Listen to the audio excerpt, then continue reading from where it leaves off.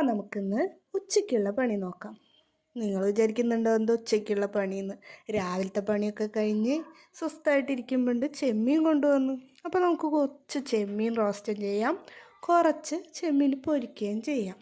അപ്പം ചെമ്മീൻ പൊരിക്കുന്നതിൽ കുറച്ച് മുളക് പൊടി, കുറച്ച് കുരുമുളക് പൊടി, കുറച്ച് കറിവേപ്പില, കുറച്ച് മുളക് പൊടി ഇതിട്ട് പുരട്ടി അവിടെ വെക്കാം. അതൊന്ന് പിടിക്കട്ടെ. അങ്ങനെ നമുക്ക് ചെമ്മീൻ റോസ്റ്റിന് വേണ്ടിയിട്ട് ഉള്ളി വഴറ്റാം. അതിലേക്ക് ഇഞ്ചി, വെളുത്തുള്ളി, പച്ചമുളക് ഇതൊക്കെ ഇട്ട് വഴറ്റാം. വഴറ്റിയതിന് ശേഷം തക്കാളിയാണ് വേണ്ടത്. തക്കാളിയാണ് ഇതിൽ ചെമ്മീൻ റോസ്റ്റിന് മെയിനായിട്ട്. ഞാനങ്ങനെയാണ് ചെയ്യാറ്. പിന്നെ ഒരു കുറച്ച് ചെമ്മീൻ എടുത്തിട്ട് നമ്മൾ റോസ്റ്റ് ചെയ്യുന്നുള്ളൂ കേട്ടോ. അങ്ങനെ ഉള്ളി ഇതൊക്കെ വഴറ്റി വന്ന് ഞാൻ കുറച്ച് മഞ്ഞൾപ്പൊടി ഇട്ടു, കുറച്ച് മുളക് പൊടി ഇട്ടു, ഇതൊക്കെ ഇട്ട് ഇളക്കി. പിന്നെ നമ്മൾ തക്കാളിയാണ് ഇടാൻ പോകുന്നത്. നല്ല പഴുത്ത തക്കാളി ഉണ്ടെങ്കിൽ അത്രയും ടേസ്റ്റ് കേട്ടോ. അങ്ങനെ തക്കാളി ഇട്ടതൊന്നും നമ്മൾ വഴറ്റി കുറച്ച് നേരം ഒന്ന് മൂടി വെക്കണം.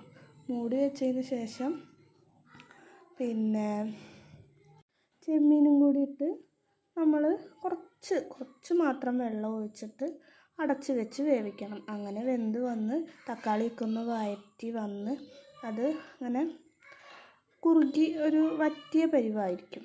ആ സമയത്ത് നമുക്ക് കുറച്ച് പച്ച വെളിച്ചെണ്ണയും കറിവേപ്പിലയും വേണമെങ്കിൽ മല്ലിച്ചപ്പും ഇട്ടിട്ട് സെറ്റാക്കി വെക്കാം. അപ്പോൾ ചെമ്മീൻ റോസ്റ്റ് അവിടെ സെറ്റായി. ഇനി ഒന്ന് വറ്റി വന്നാൽ അതിൻ്റെ കാര്യം തീരുമാനമായി. പിന്നെ ചെമ്മീൻ പൊരിക്കാൻ എണ്ണ വളരെ കുറച്ച് മാത്രമേ ഉപയോഗിക്കാൻ പാടുള്ളൂ. അത് പ്രത്യേകം ശ്രദ്ധിക്കണം.